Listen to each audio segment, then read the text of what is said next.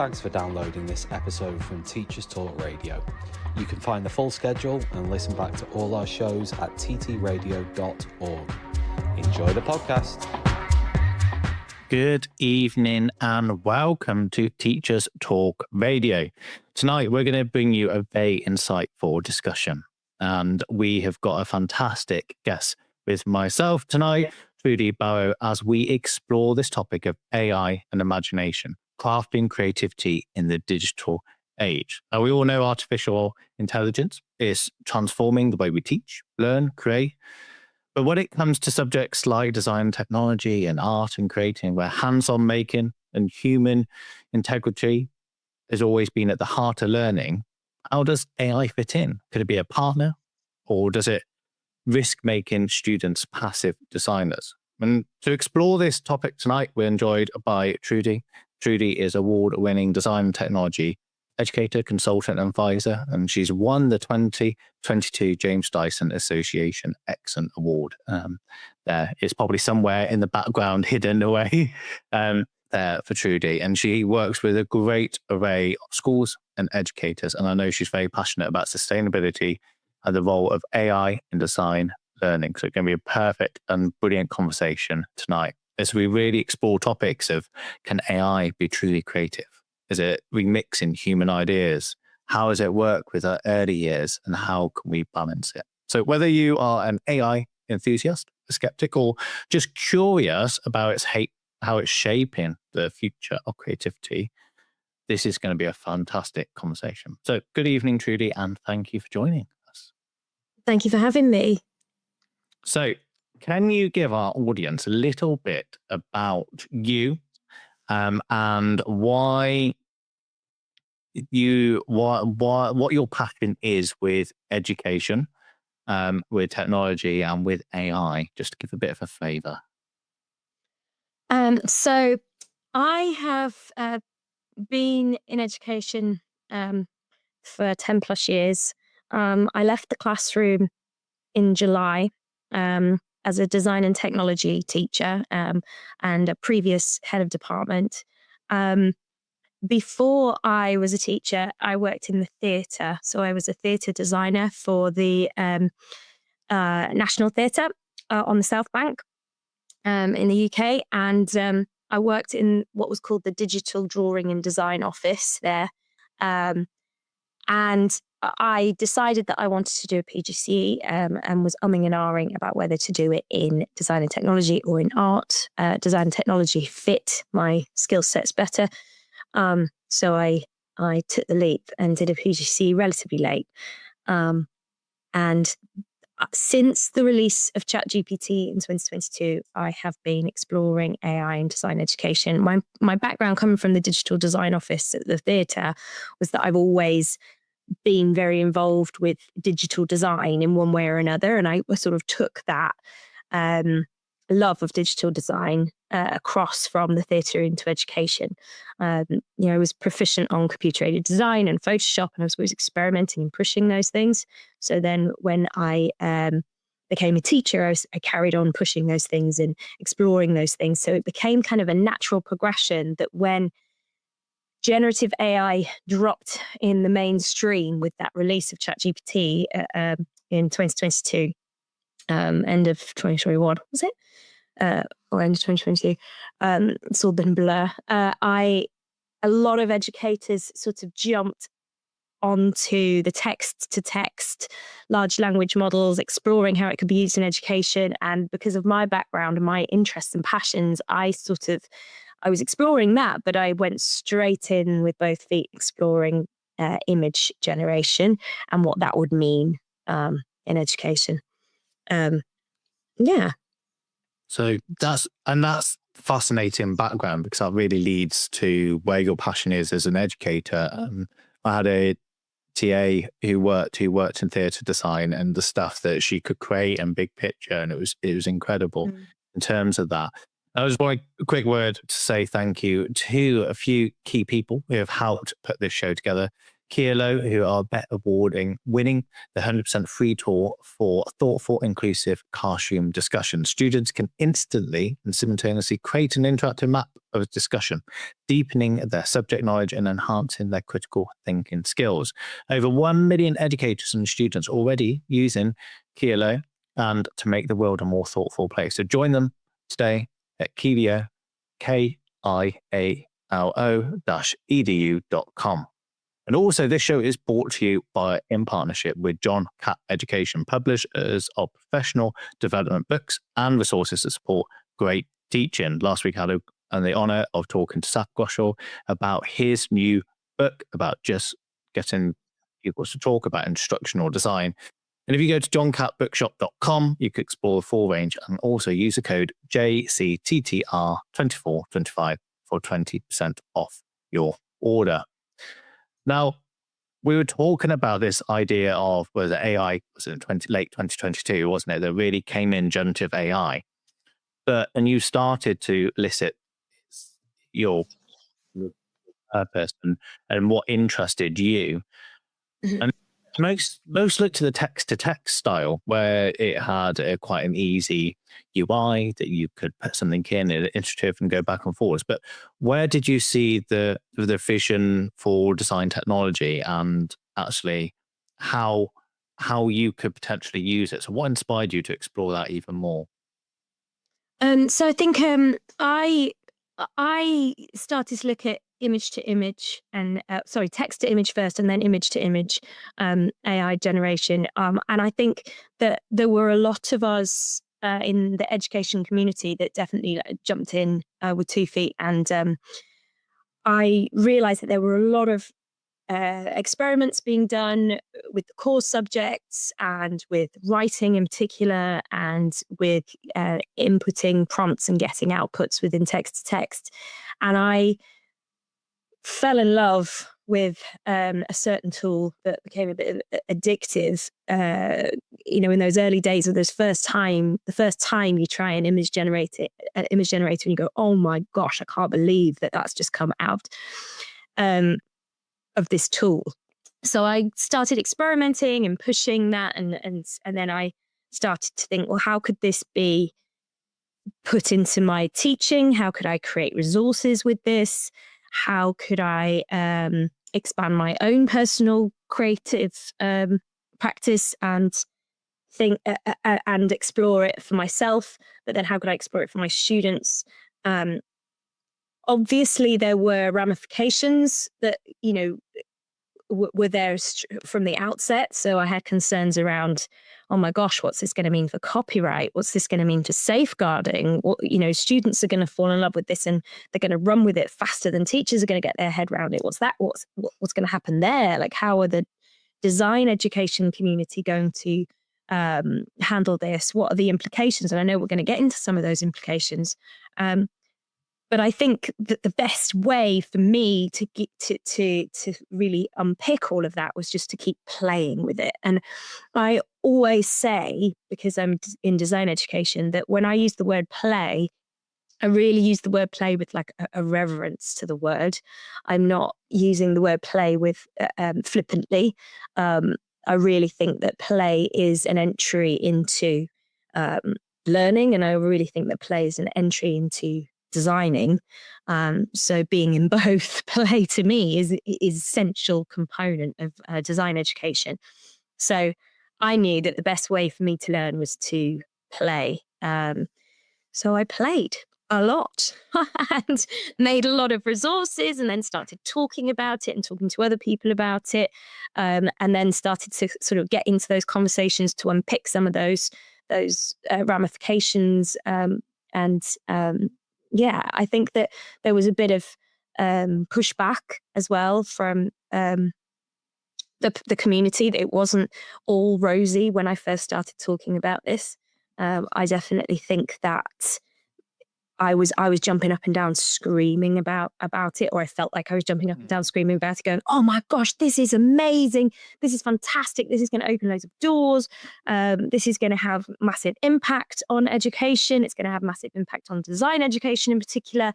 There's lots of issues here we need to talk about, we need to address.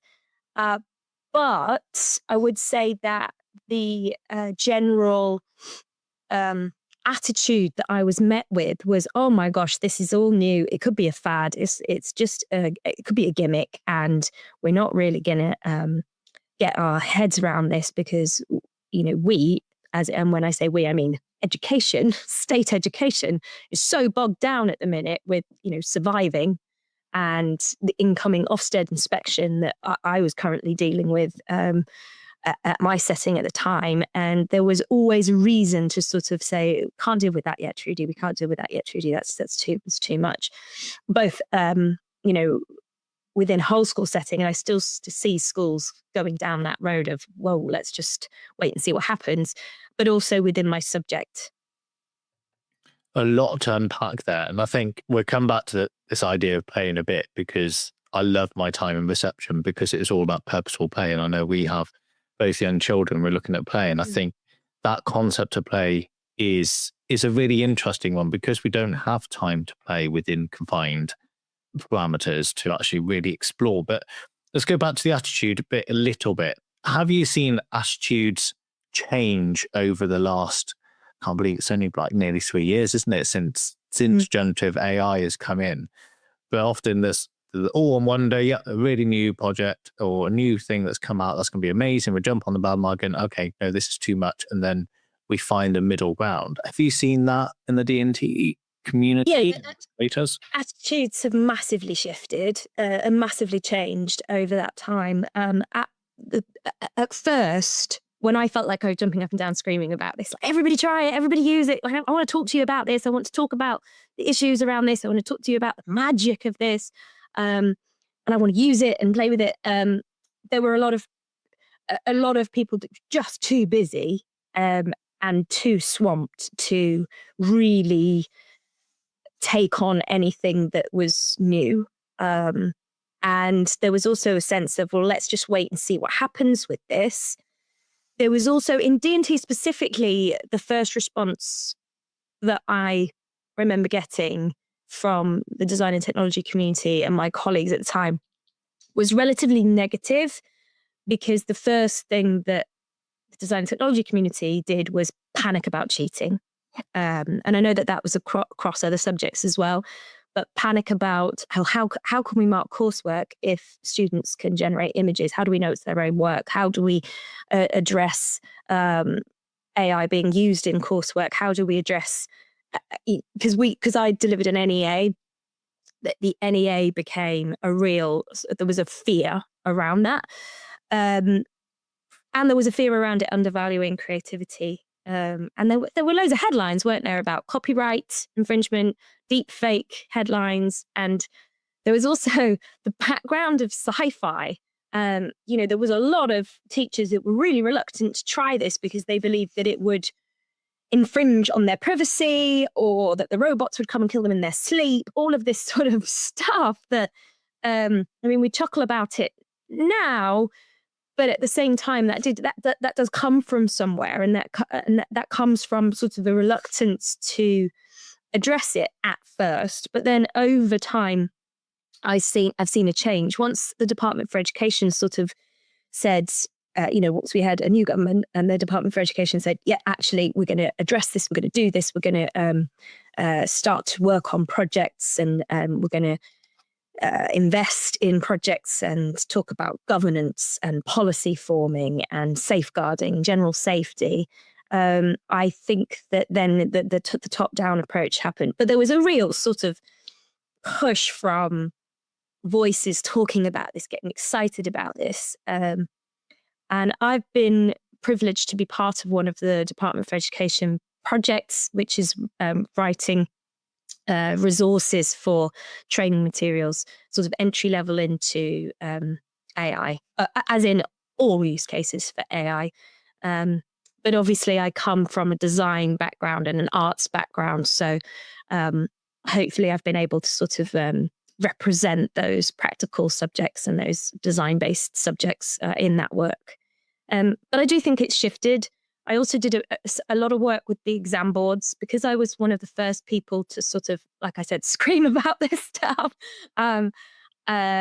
I spoke to EdXL quite early on and reviewed some of their policies, and I spoke to AQA and actually ran some webinars on the design and technology NEAs through product design, textiles, food, A-level and GCSE. We ran some webinars to sort of set out the policy that AQA had, but also my role in that was to sort of showcase some of the positive things that you could do and some of the ways that as an educator you could use AI to push creativity and open doors and also save workload for yourself as an educator. So that was really good. And I think once sort of some of the big voices and big platforms got involved, I think then the teachers I was meeting stopped talking about robots coming to kill them in their sleep and started to realize that actually, yeah, this is something that could save me time, and actually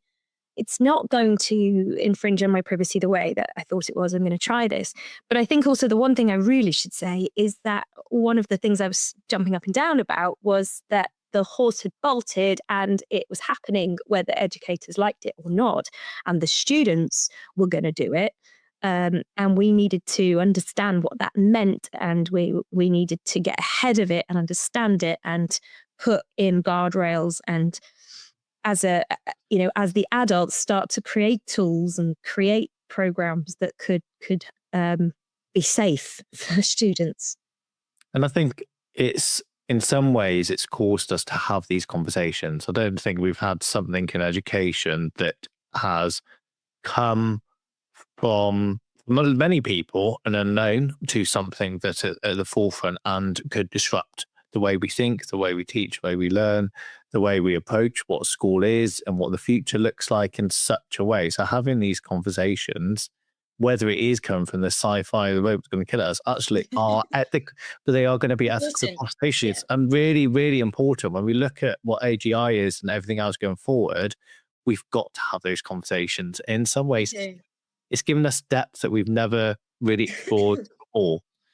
And I think one of your things you said earlier is we're too busy and too swamped. And we say that too much about the curriculum. It's too busy and too swamped. We want to go into depth. And we're finding that as teachers. So we've got to find where is that middle ground that we can really explore these things in the right way. Yeah, and innovate. Yeah, there's not space at the moment for the average teacher to innovate in their practice because they've got so many deadlines to meet, so few hours in the day that the pressure on teachers is through the roof. So that means that there is a squeeze on innovation, and that's a shame. And I sort of think in the last couple of years, AI sort of sat in that innovation camp. Now it's becoming more like, well, it's something that we're all going to have to do. But for the last couple of years, it's definitely been sort of well, you can try it if you've got time. And most educators would turn around and go, I don't have time. So I think now it's starting to get really exciting because schools and trusts are writing policies and investing in tools that they're comfortable with, they've done the due diligence on, and are training their staff on those tools and on those programs. And now we're seeing like much more of a rollout with governance in mind and policy in mind and health and safety in mind. So it's getting exciting. Well, it's been exciting. It's been very exciting, hasn't it? The last 2-3 years. And now I suppose we're just on that sort of, it's now becoming mainstream and in most classrooms. Yeah, we've almost tipped the balance now, haven't we? That we've had that exciting time. But do you think it has changed?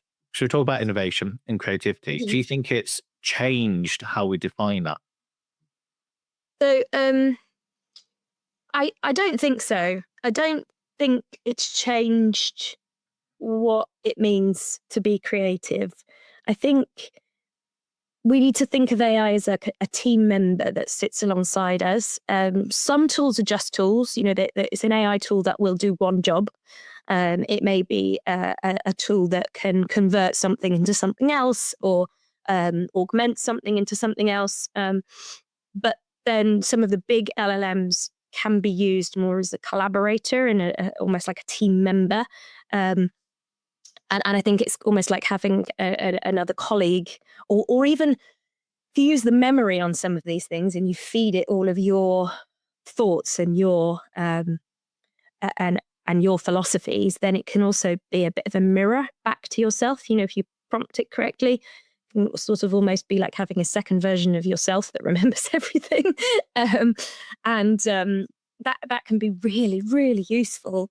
So I don't think it changes what it means to be creative. I think it can expedite some of the processes.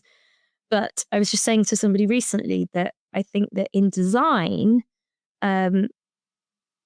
I think that there's this worry that it means that anybody can design anything. But I don't think that's the case, because I think you still need to have your fundamental knowledge of what it means to be a good designer, to then prompt the AI and ask the right questions to pull out of it that higher level thinking. So I think if you've already got a really solid understanding of what it means to be a good designer and already have a design eye and be good at it, and you could be excellent at it. Whereas if you have no knowledge, you're just going to say, design, for example, design me a chair is not going to get you, is not being a good designer. But to prompt with ergonomics in mind and anthropometrics in mind and the target market and the user and all of this sort of knowledge that we teach within design and technology and other design subjects. And if you use that as a prompt, then you are having sort of a collaborator with you. So I think you can iterate alongside having this co-pilot, if you like, or companion machine to support your own thinking. So no is my answer. I don't think it changes our understanding of what it means to be creative. If anything, it's actually made it more concrete what human creativity is in some ways, in that regard. And you're thinking about novices and experts. There's a lot of research out there, and especially in terms of efficiency side of it, as far as the creative side, where it will deepen the understanding if you're an expert already. You can go deeper and explore things. Like when the calculator was introduced, actually it meant we could do harder maths and we can go and see into that thing. And I think we can't just, and it's the same thing, we can't just Google something. We need to understand the context and the foundational knowledge. So you've got to ask the right questions. Yes. Yeah. It doesn't happen in a vacuum. You have to be able to provide the input, and providing that input means that you've got to have understood what you're actually asking. And then to use AI very effectively, you should then be able to critique your output and re-input to get something even better. So that foundational knowledge of what it is you're asking, and then the critical evaluation of what you've got back is essential. And we have to teach it, but we also have to recognize that doesn't mean that everybody's going to become amazing at everything overnight. It means that the really good people at whatever it is already are going to be able to really push themselves further, or push their work further with their new companion next to them. So thinking about that base knowledge, that foundation, and then being that companion, have you got any examples where you've seen that, so that AI isn't diminishing the human creativity, it's not doing it for us, but how have you used it within your lessons or working with others that AI is that companion, and what kind of things have you created from that?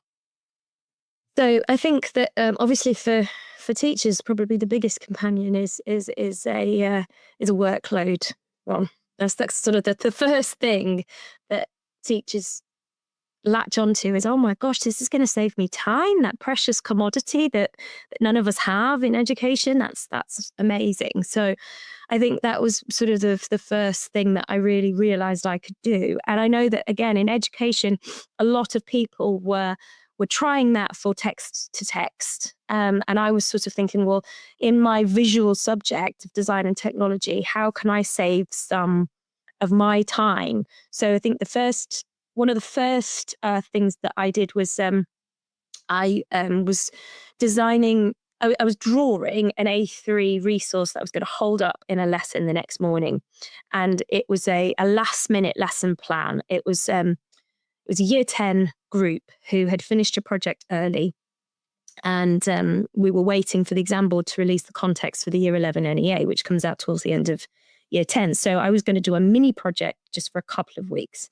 And it wasn't like a part of my long-term plan. It was just that we'd finished a bit early. So I thought, well, okay, so I'd planned my scheme of work, my short scheme of work, and it involved me creating a design board, and holding it up in the first lesson. And I'd given myself that job, and I knew that I had to do that job. And I came home that night and I thought, I've got to do this job. And I did it, and it took maybe half an hour of my evening, when I could have been reading Harry Potter to my 6-year-old, 8-year-old, or I could have been having a glass of wine with my husband, or I could have just been resting. But instead I did this. And then the next day I thought, I just wonder if I could have used AI for this. So I entered in a prompt into one of the big AI image generators. Not one that I would necessarily recommend for teacher use, but a big one. So I entered in a prompt that I think it read something like a page full of sketches inspired by the Distill art and design movement, drawn in black fine liner with coloured pencil on white paper, vibrant, bold, fill the page, simple designs, go. And it released, essentially, it showed me these 4 options, as image generators often do, provide you with 4 or 6 options. And this one provided me with 4 options. And I looked at these 4 options, and I looked at the page of work, and I thought, gosh, they're really similar. Not perfect by any stretch. There were lots of hallucinations in the output. I was asking for key rings, and some of the key rings were all off, and it wasn't perfect. But the general learning goal that I had the message, if you like, that I'd wanted to get over to my class of year 10s was fill your page, use a lot of colour, keep them simple, use colour pencils. This is how you outline with fine liner. And it had done all of those things really clearly in 30 seconds rather than the 30 to 60 minutes that I had spent. And I thought, oh my gosh, this is a game changer. So the next morning, or in the next time I saw the class, I put it up on the board, but all 4 images. And I explained to them that I had generated this with artificial intelligence, and they used it as an exemplar for what they were doing by hand. But then we also had this really interesting conversation around, and this must have been really early in 2023 when this happened. We had this really interesting conversation around hallucinations. Oh, look, it's got that bit wrong, and it's got that bit wrong. And we had a really interesting conversation about, can you tell it's AI? What bits can you recognize as not being perfect? And it was just my sort of first experience of, oh wow, this is big, and this is really going to change things. And then my sort of second sort of big aha moment was having image generator on my phone, and having my phone in my pocket, and having some, let's just say, relatively naughty boys in my class who were off task. And again, it was a drawing lesson. So I hadn't been experimenting too far away from what I started with, but these boys were off task, and I was able to go up to them and differentiate on the fly and pull them back into the lesson by creating a resource on my phone and showing them an exemplar of something they were interested in. So I think it was lamps or lights, and I did sort of a mashup prompt of making them Star Wars themed, and went, look, I just made this in 30 seconds.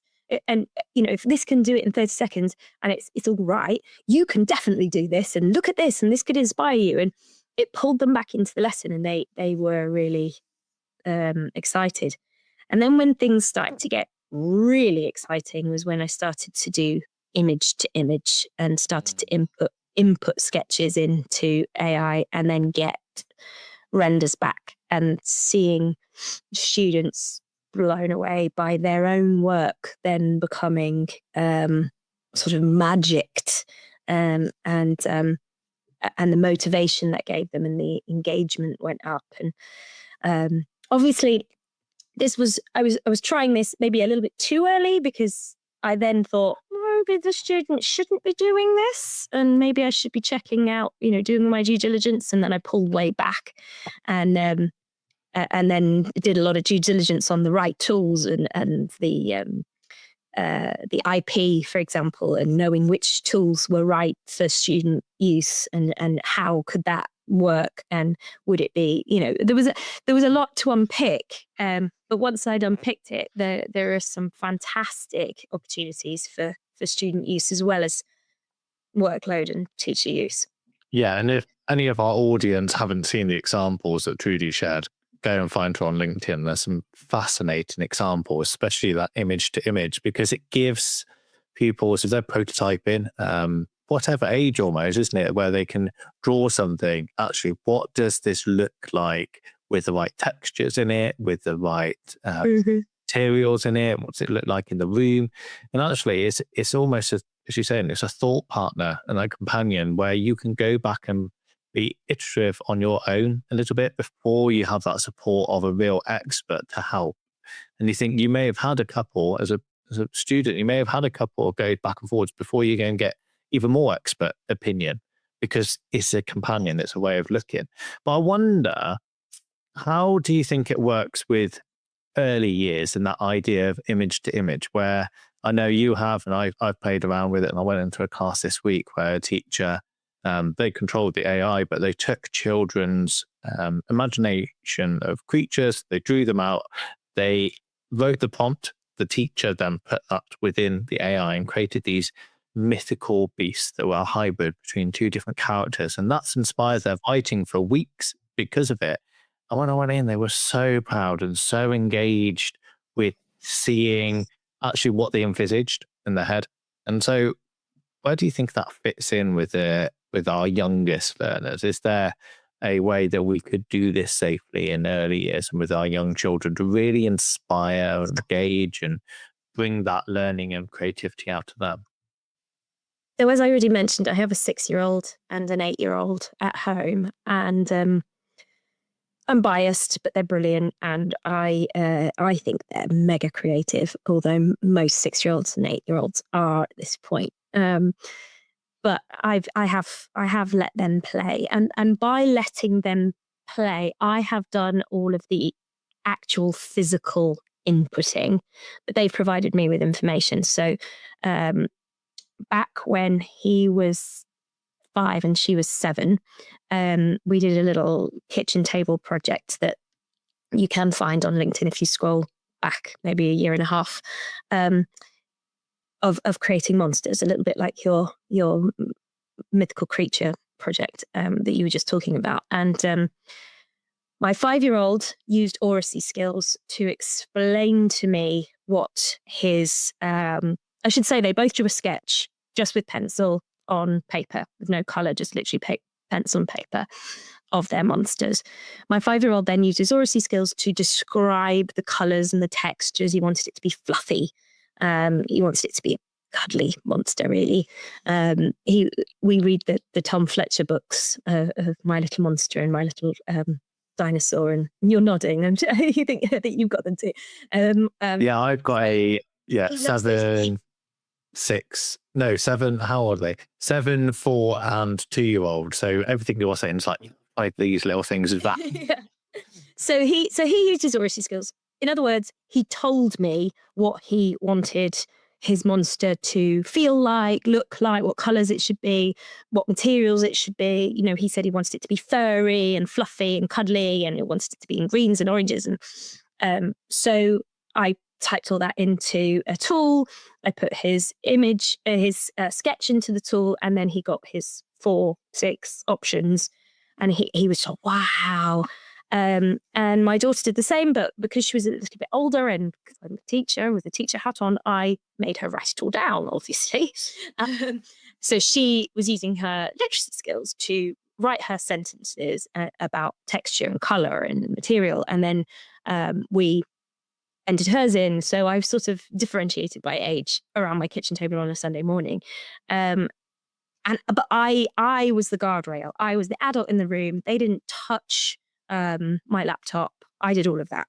And then with older students that I had in my class, I asked them to give me things, and then I would input it. I think the only ones that I actually let input it themselves were sixth formers. At that point, it was early, and I wasn't really sure about what was safe and what wasn't safe, and what I was allowed to do and what I wasn't allowed to do. So it was quite, I did it with all ages for all different things, and with my early years own children, or my primary aged own children, it was amazing. They absolutely loved it. Like you say, the buy-in, the engagement, the enthusiasm. They loved their creatures. Incidentally, now, 2025, those creatures have recently been 3D printed, because using another AI tool, we can then take the output, the render, into another AI tool and make it into an STL file to send to a 3D printer. And I've also animated them since. So there's not. So this is. I'm telling you the story of that day around the kitchen table. But then since then, there's been, developments. And one of my recent LinkedIn posts that you don't have to scroll very far back, since last week, was my little boy drawing a figure of a man, and then we entered the sketch in and rendered it using AI, and also animated it. And into the prompt, I used the name of a certain animation studio, which is probably against copyright, but it was for our personal use only.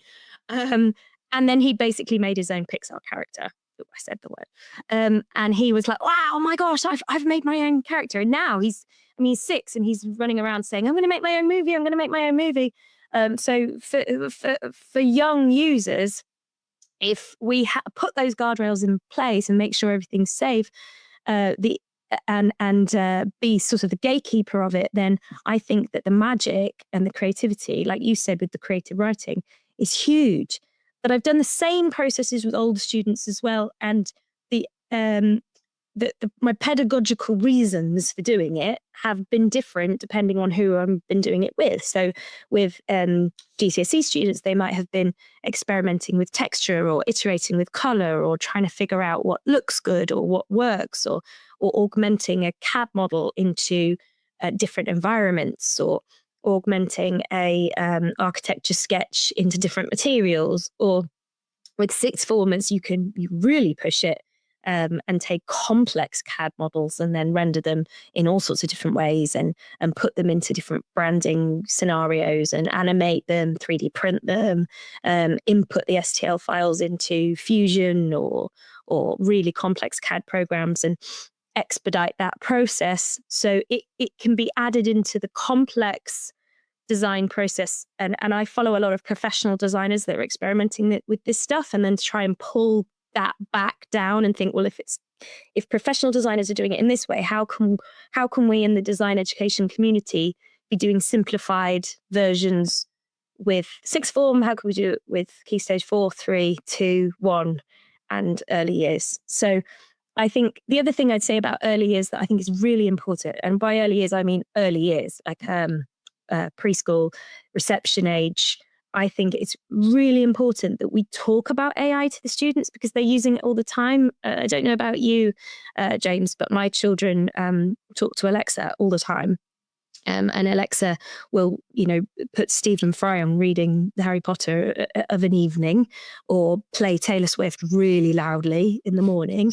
And that's AI. It's not generative AI yet, but it is AI use. And I think that through the projects I was working on, the DFE materials I mentioned earlier, I was doing a lot of reading around the anthropomorphization of AI, and how children, especially young children, again, if we're not careful as educators, can get confused between what to trust and what not to trust. So are children actually having a real relationship with Alexa?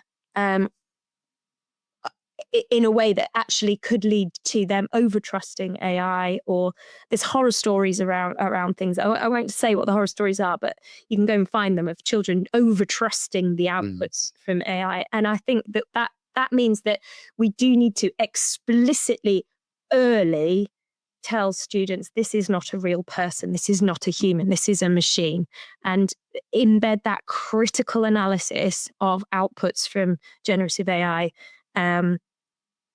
straight out the gate. In my opinion. Yeah, I completely agree. This show is brought to you in partnership with John Catt Educational, publishers of professional development books and resources that support great teaching and learning in schools around the world. Don't miss out. Level up your professional development today and visit johncattbookshop.com to explore the full range of titles. Use the code JCTTR2425 for 20% off your order.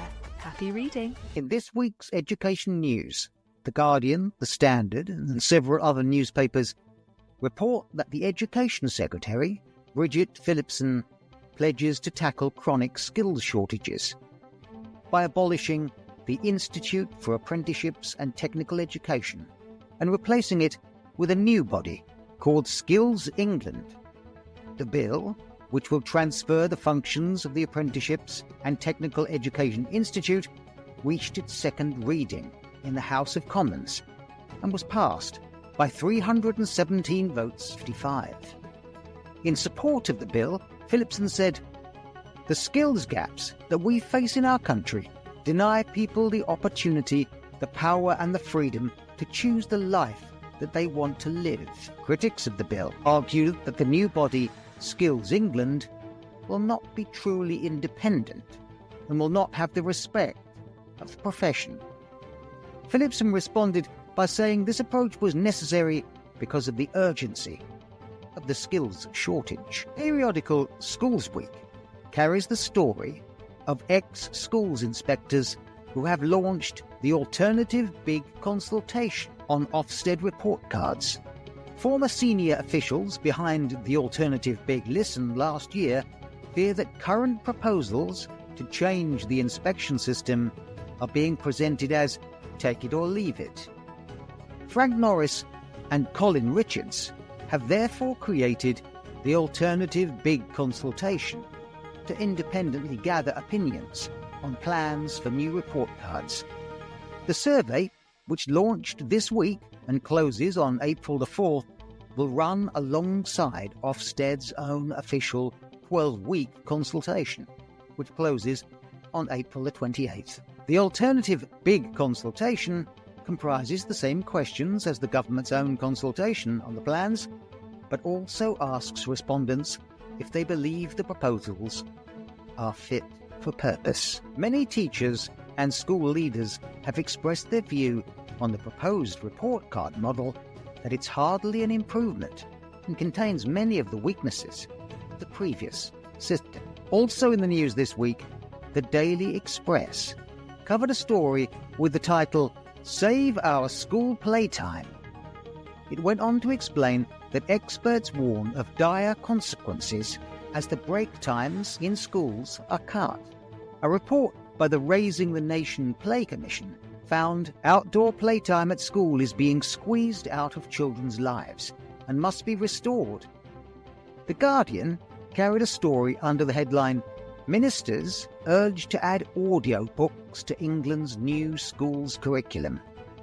A poll by the National Literacy Trust found that children's enjoyment of listening to audio and podcasts had risen compared to the previous year, overtaking their enjoyment of reading for the first time since the charity began asking about audio in 2020. The charity said it was therefore advocating for increased access to and a broadening of the variety of reading formats available to pupils, to include audio.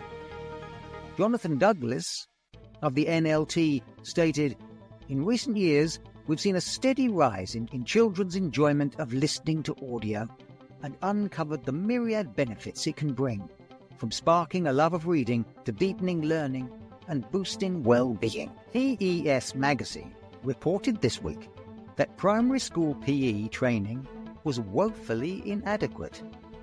As reported to MPs, the chief executive of Youth Sport Trust called for PE to become a core subject to drive up standards and improve fitness. Giving evidence to the Commons Culture, Media and Sport Committee, Ali Oliver called for PE to become a core curriculum subject with much higher status, and she told the committee that training problems were exacerbating the situation where there were 41,000 fewer hours in 2020-23 compared to 2011 and 12.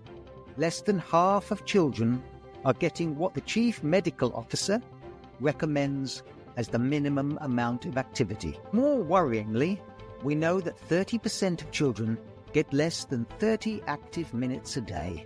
LBC News reported that a teacher was sacked after a joke about whacking a pupil over the head was misunderstood. Lakshmi Subrian, who had taught for over 35 years, was sacked after a school child who spoke English as a second language misunderstood the comment. The teacher was dismissed from Gilbert Colvin Primary School in Ilford, East London in 2023 following the incident. Miss Subrian took the school to an employment tribunal, claiming the remark had been made in jest while teaching Year 6 pupils and preparing them for their maths SAT exam. Speaking at the disciplinary hearing in July 2023, she said the child's decision to continue attending her after-school club showed they had not been that upset. However, she lost the appeal. Teachers' unions supporting Miss Subrian argue that this case adds to the vulnerability many teachers feel when a single ill-judged remark could end a career. And finally, a piece of research by the British Educational Research Association. Like many pieces of research, it shows something we might have always suspected was true. In their paper, A Century of Educating Britain's Political Elite, Privilege Masquerading as Meritocracy, they show how Oxbridge and private schools, called in Britain public schools, dominate the selection of cabinet ministers and prime ministers. Oxbridge educated 14 of 21 prime ministers between 1922 and 2022. Unsurprisingly, they conclude that the concentration of elite formation systems raises concerns that their graduates will suffer from groupthink. Analysing a series of important decisions made across the 20th century, it seems certain attitudes, such as the necessity to accept neoliberalist economics, the importance of Britain as a world power, and above all, the acceptance of class privilege itself, go unchallenged. Well, there's a surprise. This has been your Teachers Talk Radio News, brought to you by John Gibbs. AI is here, whether we like it or not. And if we don't open the conversation now with our youngest of learners and all the way through, there is a danger that they will have a whole wealth of tools that they can access anyway. The moment they have a device with any internet connection, and even there are devices now which don't need an internet connection to have AI. And actually, it is that connection. I think that's a whole topic on its own that we could dive into. Yeah. And I was talking to someone about the other day about as we start to anthropomorphize AI more and more, is it going to be harder then for us to be critical with it? And with where robots and what Tesla's doing and what other people are doing, at the moment, sometimes it's easier for us as teachers saying, oh yeah, I'll ignore that bit, I'll do that. But I think over time, and depending how we interact with it, if it's a coach or if it's or whatever chatbots we use, there is a danger that we stop being critical of it. Yeah, and then there's a danger that children can strike up emotional relationships with machines, essentially. I know it sounds like a sci-fi film, but it's happening now where children can get confused and think it's their actual friend, and people can fall in love, and all of these sorts of things that we have to safeguard against by sort of making sure that metacognition, I suppose, of teaching really, really early, this isn't the person.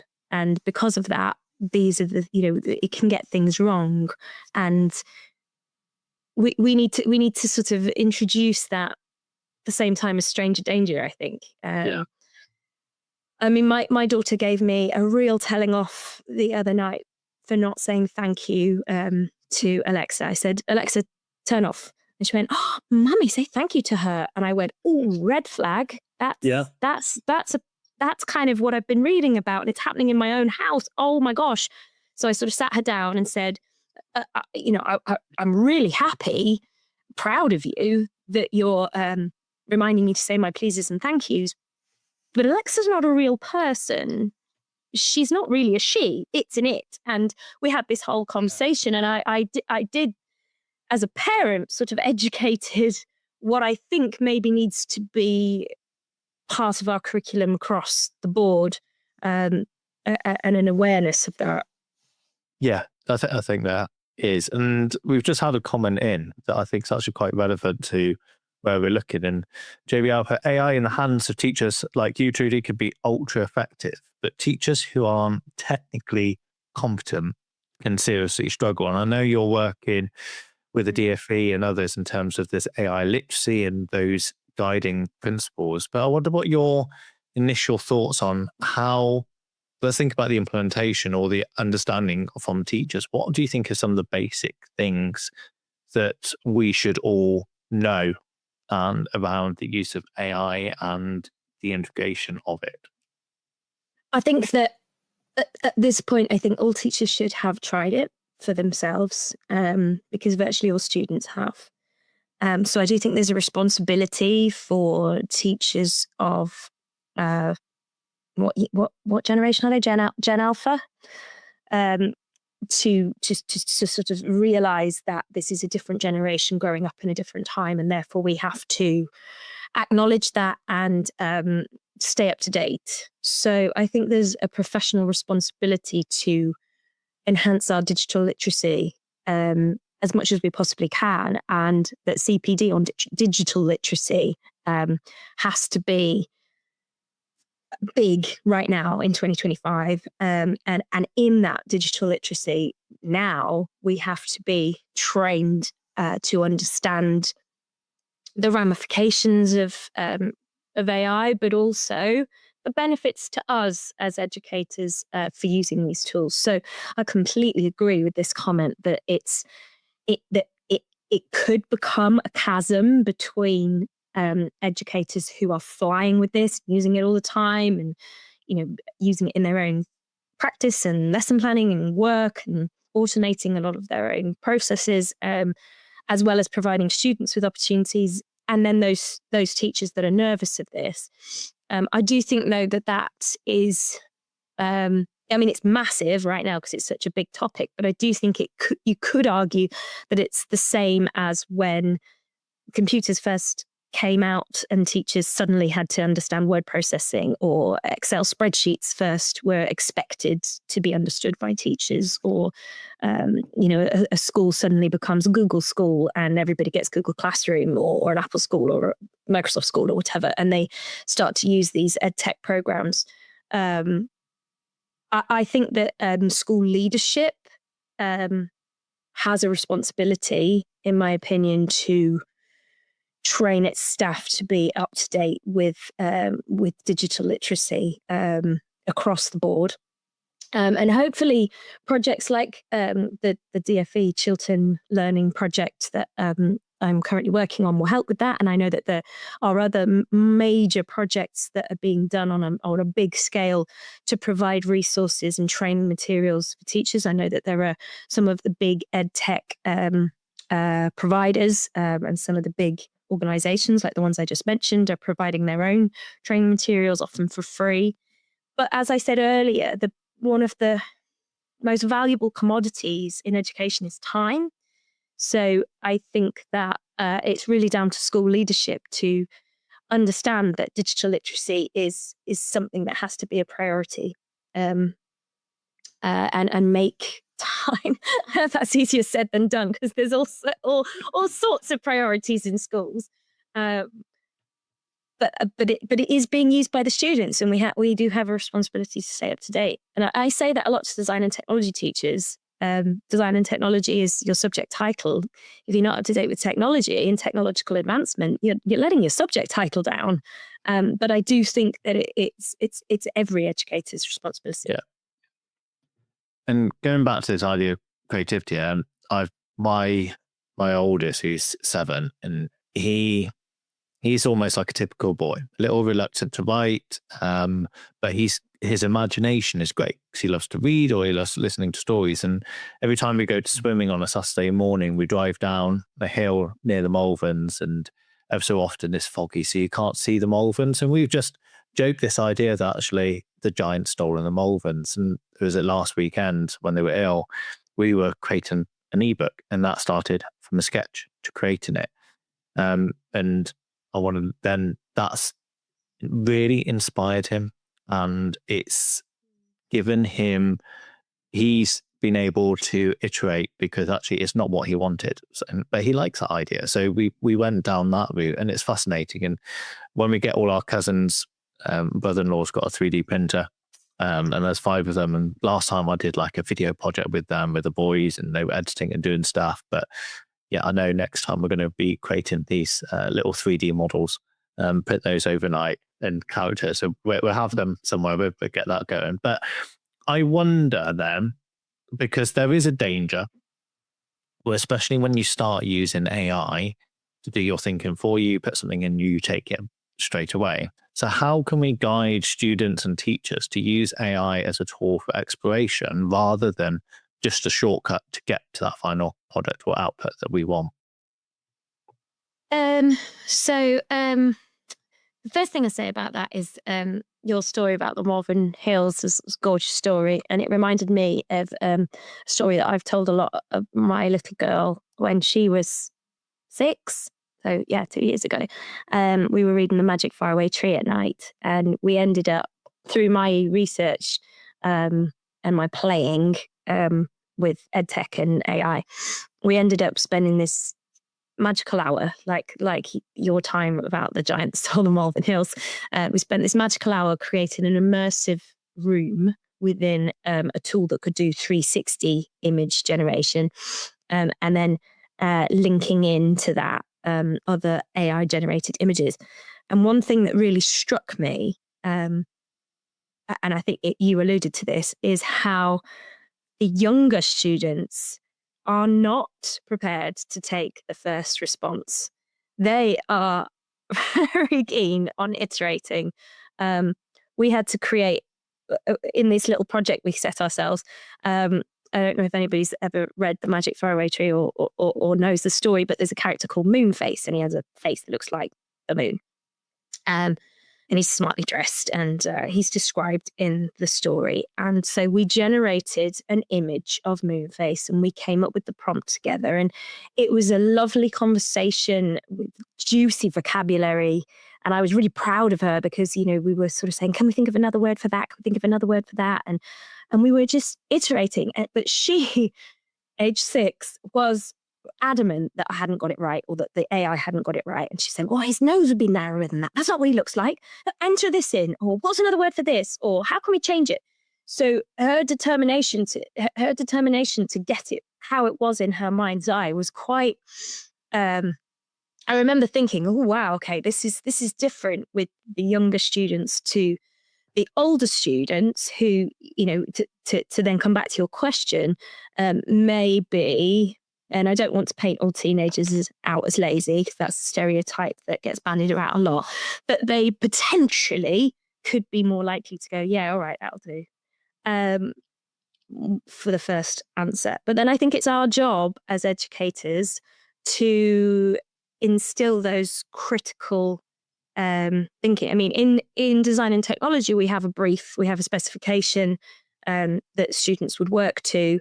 So we would, in that process of, we would sort of encourage students to have a brief and specification within their prompt almost, and say, has this output actually met your criteria? Does it actually do what you want it to do, whatever the output is, whether it's written or image or an augmented world or whatever? But I think that the word shortcut in your question is interesting, because that implies that you're only using AI to get to the point that you would have got without it. And I don't think that's necessarily true with artificial intelligence, because in the creative use of artificial intelligence, you might find that it takes you in a different direction. I don't think that it could, within creativity, if you're really using AI within creativity, then you're going to be using it creatively, if that makes sense. Yeah. So I think, the premise of the question would be, well, no, I don't think it would be a shortcut, because that implies that it would get you to where you were going anyway. And you probably won't get to where you were going anyway. You probably, with your companion and your collaboration, you might find new creative avenues to go down. And I think that's the key thing. If you think about the early years or think about science technology, creativity comes when you've got parameters to work with it, whether it is a design brief or something else. And that's where true creativity came. If you give someone a blank piece of paper, they're not going to explore things in a different way, look at different textures, look at different structures within it. How could I reinvent a chair or something else? And actually, I think that's where, when you start using it within those parameters as a companion, you won't be happy with the first output. I think there is a danger on the first use of it. If you never have used AI or you haven't thought critically about it, actually, they'll just take it. And I think this idea of critical thinking is really, really important. And we need to make sure, go back to our conversation earlier about novices and experts, we need to be expert in things and use it to support that. And we could be iterative with it. And I agree with you. I don't think there is a danger that we'll be happy with just the outcome. But I think there are times where people will just copy and paste or say, right, we're happy. And I think that's something we've got to instill within our students and our teachers as well. Yes. And there was a question about the problem, Trudi, is that teenagers will always be way ahead of us older teachers. They use tech tools all day long. I think that's always been the case. I think that, our generation were using social media before teachers were. Facebook was used by university-age students long before it was used by my parents' generation, who now seem to dominate it. Or they do in my life anyway.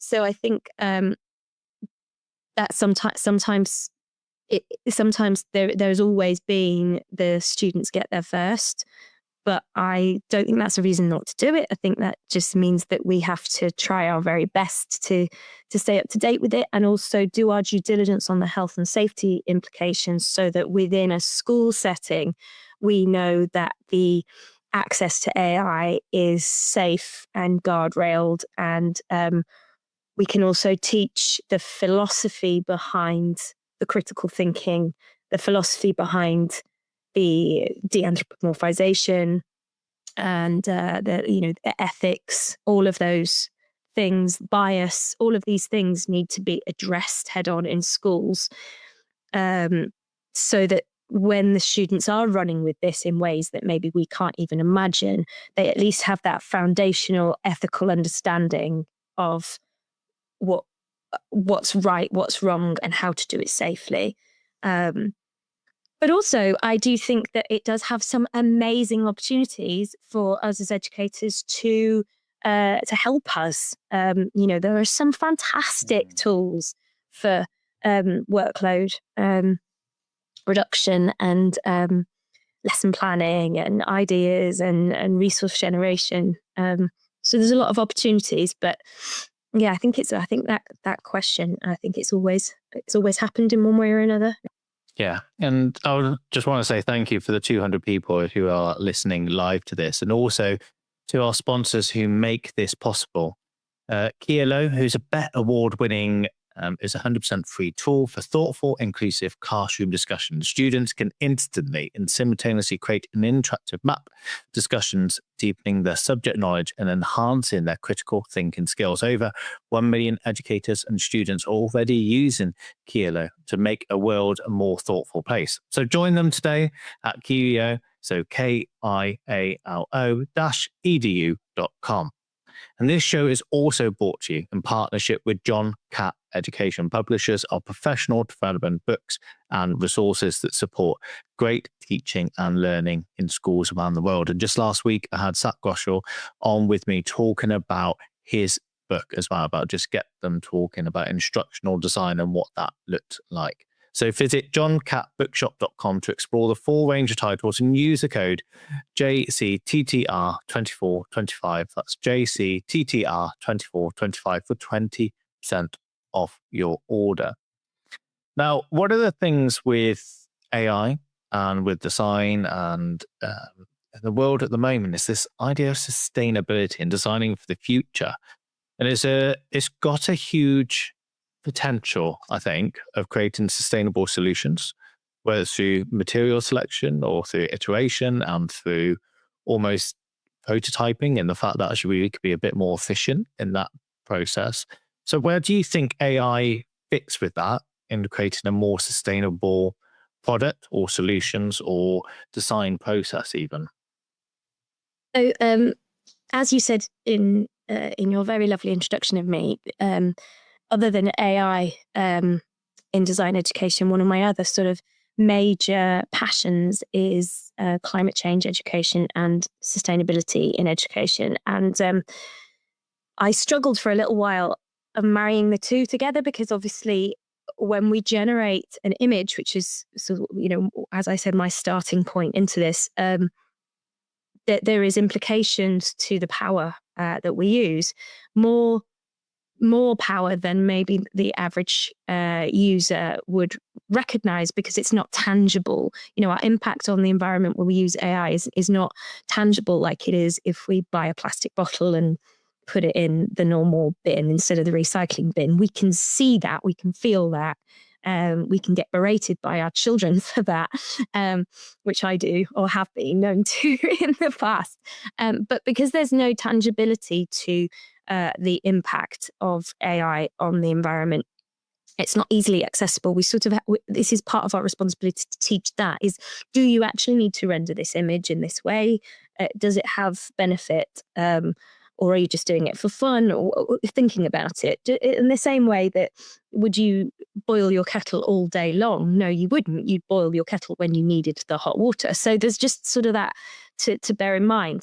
But there is also this amazing opportunity that AI can read and filter through data so much faster than we've ever been able to do before. So the impacts of AI in the medical world and in the sustainability world are huge for positive good, because we can process things quicker than we've ever been able to process before. So the what I would consider to be one of the major problems of our time, there's an organization called Design Declares that calls it the biggest brief of our time, is the climate emergency.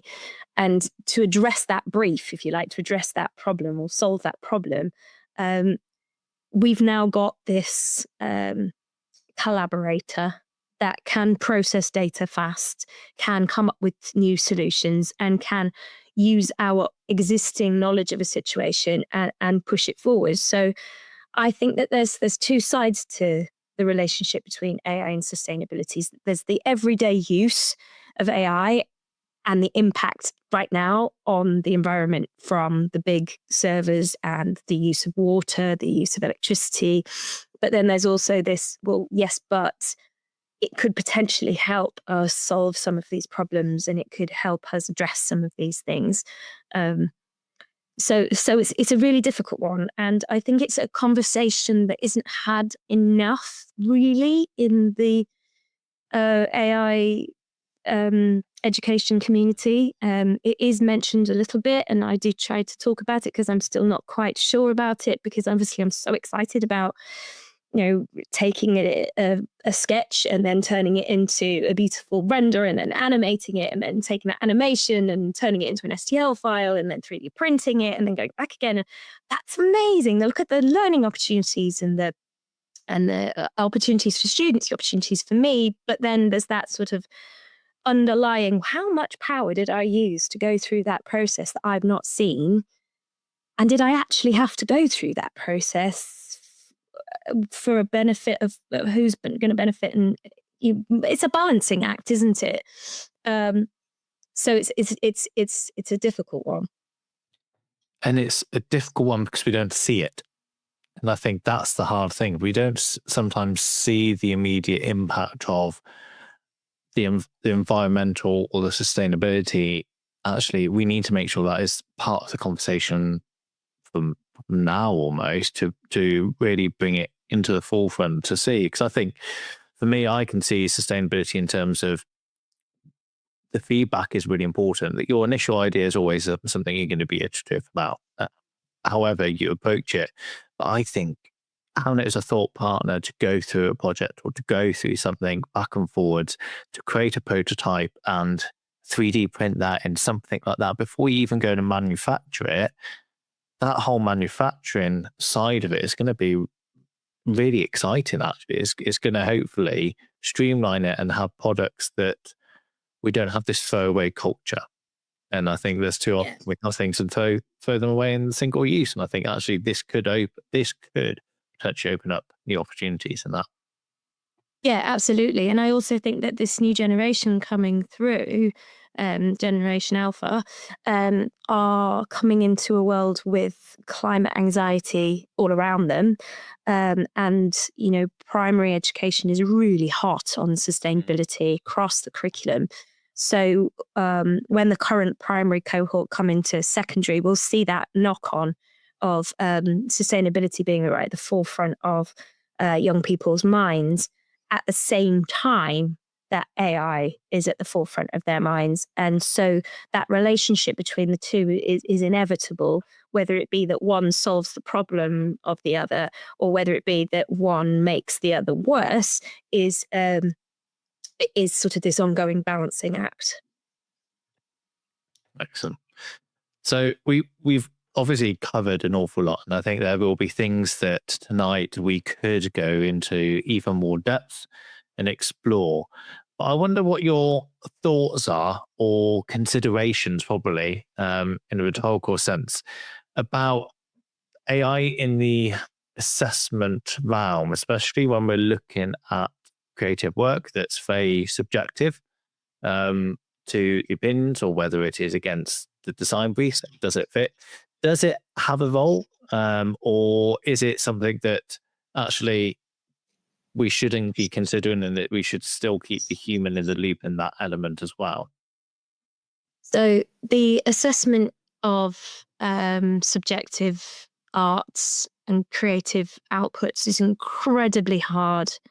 I found this time of year over my career an incredibly difficult time of year where you had to mark, and many teachers will be doing this right now, marking NEAs and pieces of coursework and trying to balance them and moderate them with colleagues and trying to moderate them across schools and trying to do it right with a limited assessment criteria and loads of subjective information. So assessment of creative outputs is incredibly hard anyway. I haven't explored using AI to enhance that, but what I directly myself, it's an area that I think needs a bit of research and exploration into, because there's a lot of research in and work being done on exploring AI in assessment, full stop. But when it becomes really subjective, there's not much research into that yet. But what I would say is that an output from AI is only ever as good as the input that you give it. So if you're going to be using AI for assessment, you have to provide it with a really robust assessment criteria with no wiggle room, and then do trial and error with it for a while, sort of product testing, if you like, before then becoming reliant on it. So I think that's up to the educator to make sure that the prompt is robust, the assessment criteria that the AI is using is robust, and then to test it and test it and test it before ever relying on artificial intelligence to assess work, especially creative work. But as I said, it's not an area that I've experimented with yet, but that's how I would start. So really good pivot into what would you say is the one thing you want teachers to take away from this in terms of AI and design technology and creativity and what we've discussed tonight? What's that one thing you want teachers to think about or start doing or could start doing around this? I think that don't be scared of it. I think, entry level into artificial intelligence within design education specifically, don't be afraid of it. Don't assume that it has to be used in every lesson. Don't assume that it's going to come and take away from your fundamental value as an educator. You are still the most powerful tool in the room for educating those young people. This is just another way to support you, to expedite the process, and to give our learners new opportunities. So I would say, don't be afraid of it. Have a go with it. It doesn't need to be used all the time, but it does need to be acknowledged, taught. The safety of it needs to, and the ethics need to be taught explicitly. And I do think that we have a responsibility as educators to stay up to date with the world that this generation live in. And I believe that every generation lives in a completely different world. We grew up with mobile phones and social media, and then as we got older, we started to realize that these things became addictive, and we didn't really realize that until it had happened. And this new generation have got all of these other new things. We cannot provide Generation Alpha with a millennial curriculum.